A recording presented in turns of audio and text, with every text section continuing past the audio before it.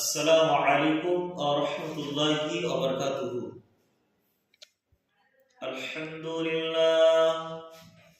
আলহামদুলিল্লাহ নাহমাদুহু ওয়া নাস্তাঈনুহু ওয়া নাস্তাগফিরুহু ওয়া নু'মিনু বিহি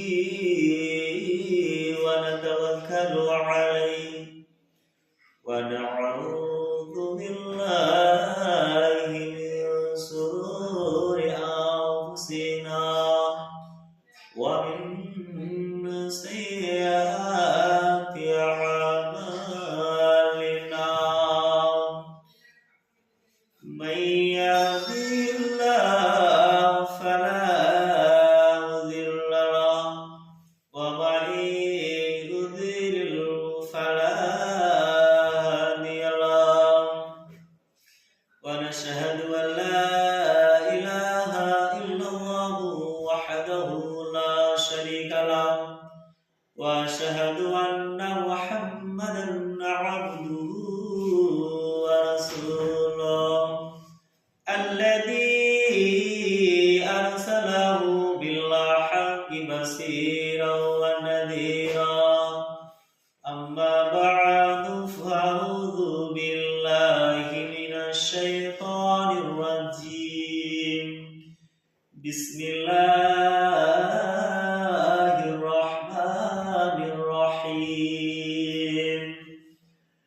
يا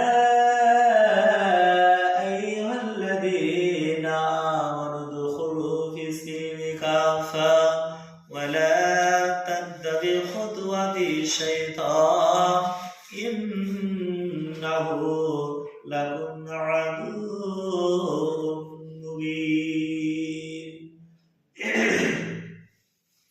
সমস্ত প্রশংসা সমস্ত গুণগান কীর্তন সেই মহান আল্লাহ রব্বুল আলামিনের জন্য যে আল্লাহ রব্বুল আলামিন আমাকে আমাদেরকে সকলকে কিছু কোরআন হাদিসে শোনার তৌফিক দান করছেন।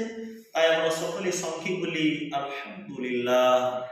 যে কালে কালে যুগে যুগে নবী এসেছিল, বিশেষ করে শেষ নবী হযরত মুহাম্মদ সাল্লাল্লাহু আলাইহি সাল্লাম করে তার উপরে লক্ষ লক্ষ কোটি করে সালাম বর্ষিত হোক। তাই আমরা সকলে বলি আল্লাহুম্মা সাল্লি আলাইহি আল্লাহুম্মা বারিক আলাইহি।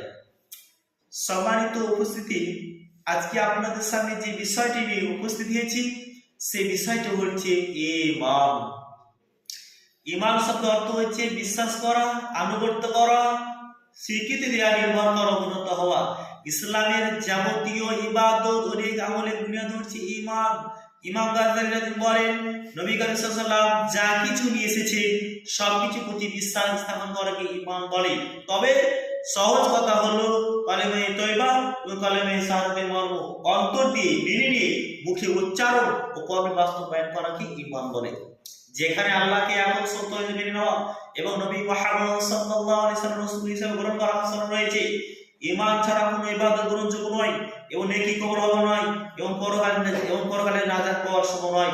যে কোনো আমল দেখতে যতই নেক মনে হোক না কেন, যদি তার ঈমান না থাকে তাহলে আল্লাহকে তার কোনো মূল্য নেই। এই কথাই আমরা দুনিয়াতে জীবনে বুঝতে পারি যে কোনো ব্যক্তি যদি একটি বিল্ডিং তৈরি করে তার ফাউন্ডেশন মজুত করে নেয়, তবে উপর দিকে যত ইচ্ছে তা আল্লাহ করতে পারে। আর যদি ফাউন্ডেশন না থাকে তার বিল্ডিং করা কেবল স্বপ্নে থেকে যাবে। যদিও কোন রকম ইট বালি দিয়ে যদি একতলা দাঁড় করায় সে বিল্ডিং যে কোনো মুহূর্তে ভেঙে পড়ে যাবে। তাই সর্বদা আমাদেরকে ঈমান বন্ধু পরিপূর্ণ শক্ত করতে হবে। সাহাবীদের ঈমান কিরকম ছিল? সাহাবীদের ঈমান অত্যন্ত বিশুদ্ধ মজবুত পরিপূর্ণ ছিল। সাহাবীদের ঈমান অন্তর গেঁথে গিয়েছিল। সাহাবীদের ঈমান ছিল পরমমান। সাহাবীদের জীবনে দুঃখ কষ্ট এসেছিল। সাহাবীদের জীবনে দুঃখ কষ্ট ছিল, তাদের উপরে নির্যাতন করেছিল। কারা করেছিল? কাফেররা তাদের উপর নির্যাতন করেছিল। কাফেরদের একটি